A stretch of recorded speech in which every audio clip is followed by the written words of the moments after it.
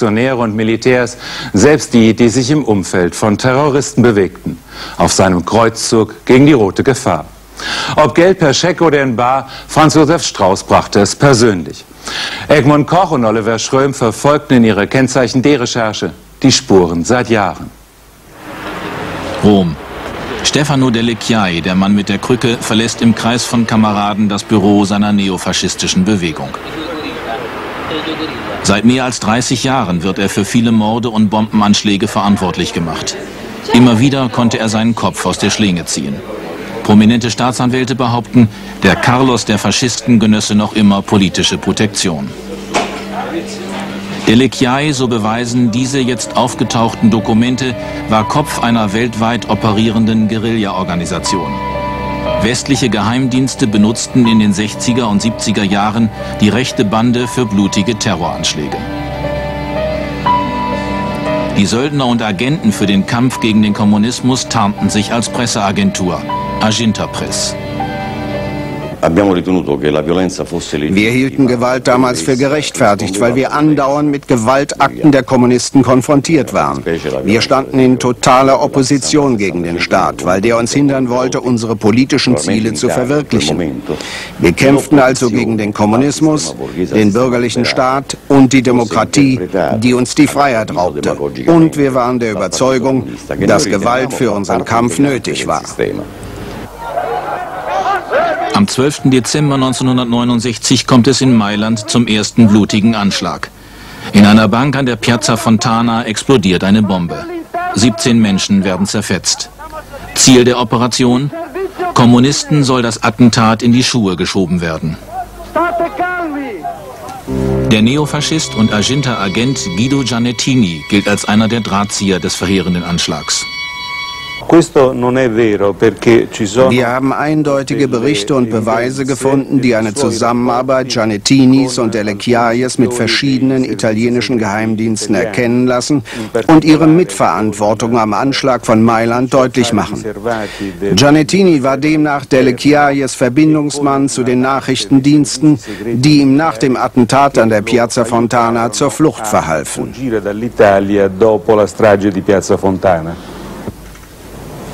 Agenta-Agent Giannettini war auch ein Mann der CIA und des BND.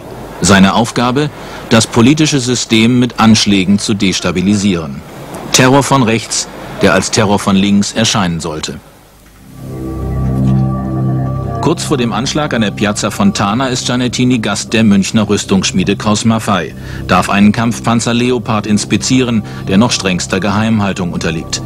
Giannettini kann überdies die Heeresoffiziersschule in Hamburg besuchen, wird sogar im Verteidigungsministerium empfangen.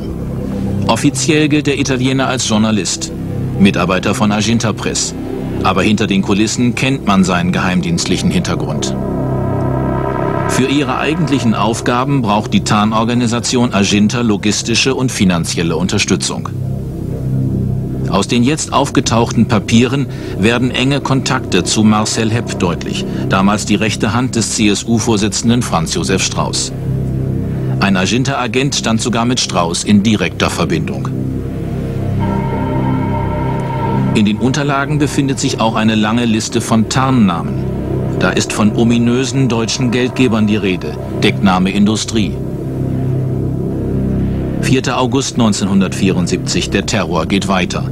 Ein Anschlag auf den Schnellzug Florenz-Bologna fordert 12 Tote und 48 Verletzte. Wieder fällt der Verdacht auf Stefano Delle Chiaie.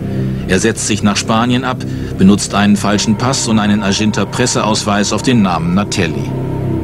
Zwischenzeitlich hat Agenta Press ein weltweit verzweigtes Netzwerk aufgebaut. Mit Delle Chiaies Flucht verlagert sich auch der blutige Terror nach Spanien. Gegner sind alle, die gegen den Diktator Franco agieren. Agenta sollte Widerstand gegen den Kommunismus leisten, in erster Linie durch Propaganda. Es war ja damals eine Bürgerpflicht, gegen die kommunistische Bedrohung anzugehen, wie zum Beispiel der ETA. An diesem Kampf habe ich schon teilgenommen. Und was heißt da Gewalt?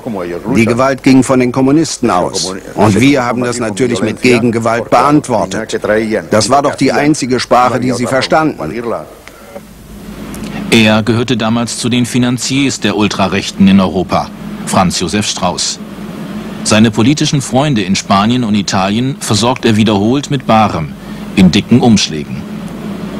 Als Geldbote dient sein enger Mitarbeiter Dieter Huber, hier links. Manchmal übergibt Strauß die Geldbündel auch persönlich. Für die Zahlungen, bis zu 100.000 Mark, lässt sich der CSU-Vorsitzende Spendenquittungen ausstellen. Die Gelder stammen wahrscheinlich aus einem Etat des BND. Madrid. Mit dem Tod des Diktators Franco hat die faschistische Terrorgruppe Aginta-Press ihren spanischen Unterstützer inzwischen verloren. Bei einer Razzia im Februar 1977 fliegt ein Waffenlager Stefano delle Chiaes auf. 7 seiner Kameraden werden festgenommen, darunter der italienische Neofaschist Mario Tedeschi. Tedeschi, hier links, bei einer Vernissage mit Marc Chagall, kommt gleich wieder frei, kehrt nach Rom zurück. Er will dort eine neue Rechtspartei ins Leben rufen, sucht dafür Unterstützung aus Deutschland.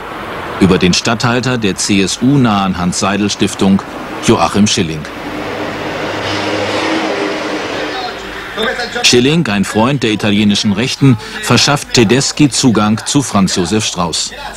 Im römischen Nobelhotel Hassler kommt es zu einem ersten Zusammentreffen. Strauß verspricht auch den italienischen Neofaschisten Unterstützung. Mario Tedeschi brachte ich mit Strauß zusammen, das ist richtig. Aber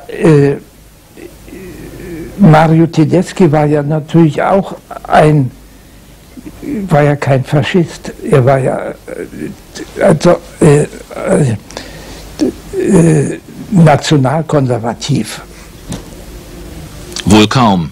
Tedeschi war nicht nur politischer Freund des Aginta-Agenten Stefano delle Chiaie, sondern auch einer seiner Finanziers. Bologna, 2. August 1980. Bei einer Bombenexplosion sterben 85 Menschen, darunter zahlreiche Kinder. Mehr als 200 Menschen werden schwer verletzt aus den Trümmern des Bahnhofs geborgen. Erneut fällt der Verdacht auf die Neofaschisten um Stefano delle Chiaie. Der ist mittlerweile in Südamerika untergetaucht. Erst Jahre später, 1987, gelingt seine Festnahme und Auslieferung nach Italien. Er wird wegen des Bombenanschlags in Bologna vor Gericht gestellt. Doch wieder einmal reichen die Beweise nicht für eine Verurteilung.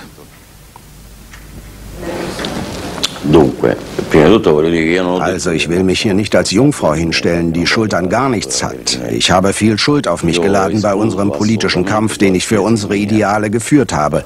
Aber ich war und bin strikt gegen Attentate.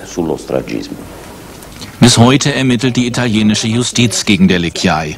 Auch im Visier die Hintermänner in den Geheimdiensten, die den rechten Terror finanzierten, um in den Linken unterzujubeln. Terroranschlag in Bologna. Unter anderem. Ja, der ist aber von Kommunisten verübt worden.